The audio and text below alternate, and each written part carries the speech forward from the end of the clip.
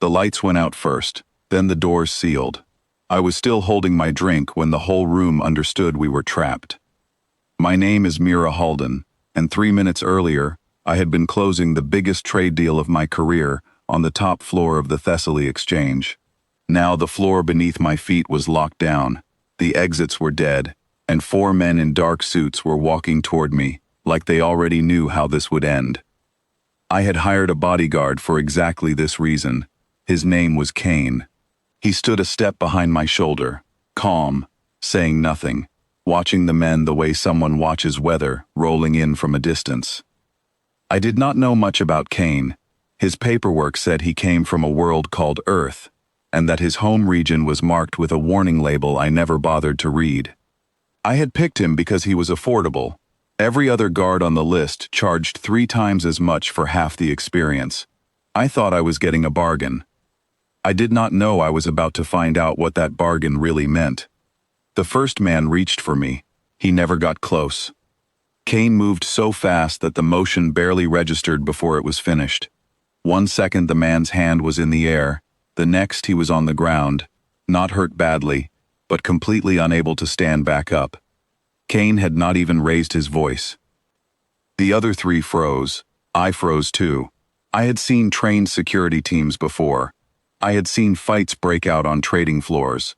None of it looked like this. There was no wasted movement, no hesitation, nothing dramatic.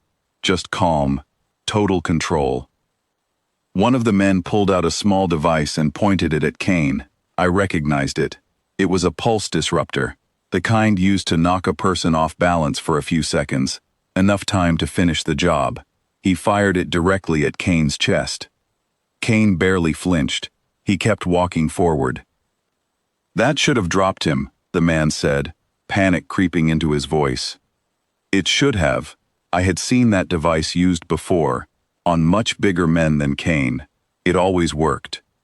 Cain reached him a moment later, and the fight, if you could even call it that, was over in seconds.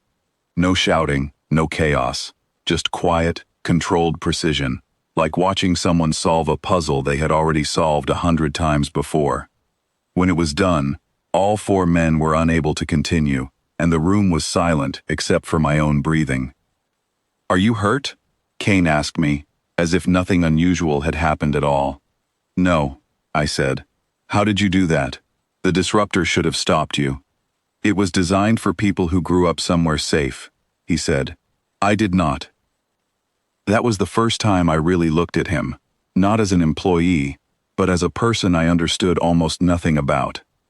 The exchange's private security team arrived a few minutes later, apologizing for the failure, promising an investigation. I barely heard them. I was still thinking about Cain's words. Somewhere safe. What did that mean? That night, I could not sleep. I opened his file again, the one I had skimmed weeks earlier without much interest.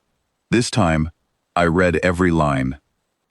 Cain was from a place called Earth, and more specifically from a region his people simply called home, though the official record listed it under a classification reserved for the most extreme environments known.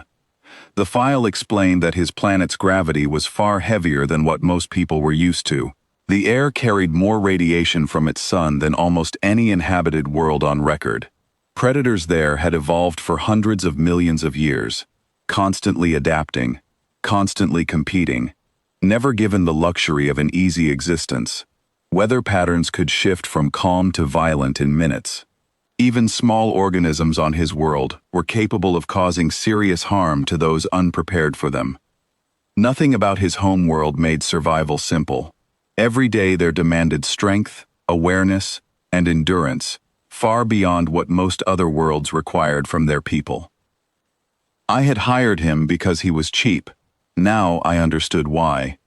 The next few weeks were quiet, at least on the surface, but I could not stop noticing things. The way Cain always positioned himself near exits without seeming to think about it. The way he noticed changes in a room before anyone else did.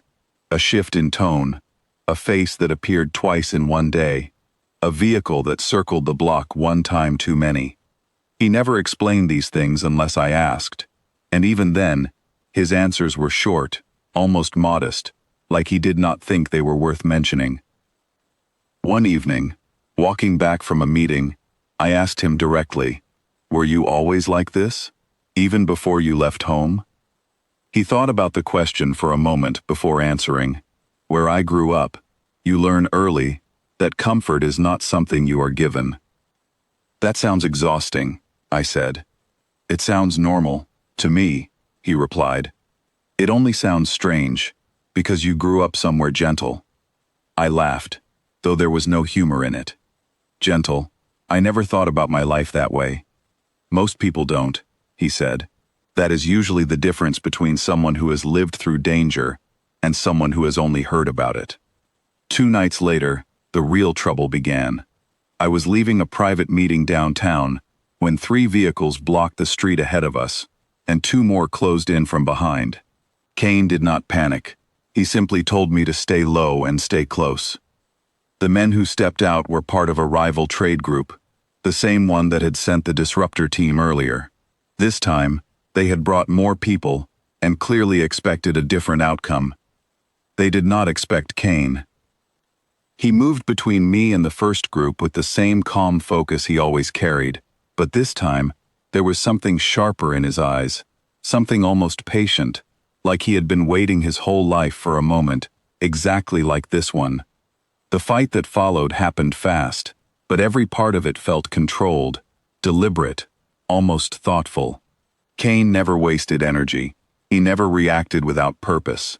Every step he took closed a distance. Every motion removed a threat, and within a short time, the group that had planned to overwhelm us with numbers found themselves completely unable to continue their plan. When it was finally over, Cain turned to check on me, breathing barely faster than normal, as if the entire encounter had been nothing more than a brisk walk. "You are shaking," he said gently. "You're not," I answered. "I have had a lot of practice," he said. "You have not, and that is a good thing. It means you have lived a safer life than I have."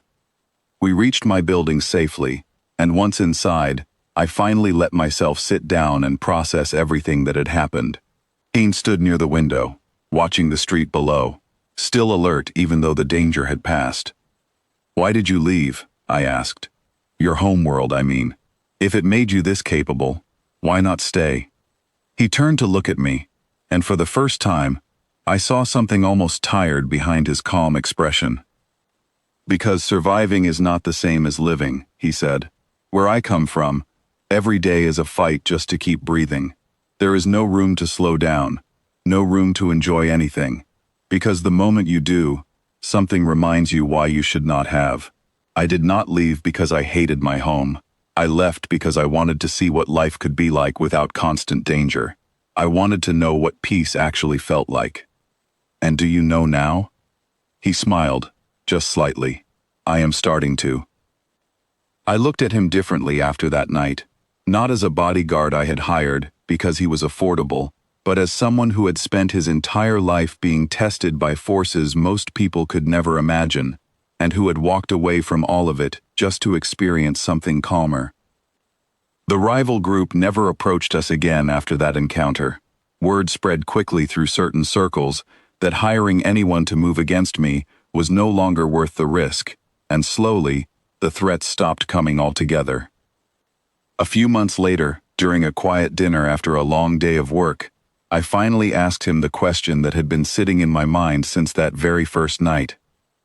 "Do you ever miss it? Your homeworld, I mean." He considered the question carefully before answering.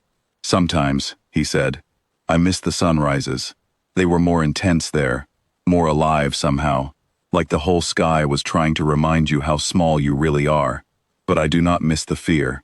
I do not miss waking up every day wondering if it would be my last. Here, I get to simply exist, without that constant weight. That is worth more to me than anything my homeworld could offer." I nodded slowly, understanding him a little more each time we spoke. "I am glad you're here," I said. "So am I," he replied, and for the first time since I had known him, his voice carried something warm instead of guarded. I had hired him because he was cheap, thinking I understood exactly what I was getting. I had no idea that behind that simple decision was a person shaped by one of the harshest environments known, someone who had turned survival into an art form long before I ever met him. Looking back now, I realize the real bargain was never about the price. It was about the quiet strength standing beside me. The kind you only find in someone who has already faced the worst the universe can offer, and chose, in the end, to walk toward something gentler instead.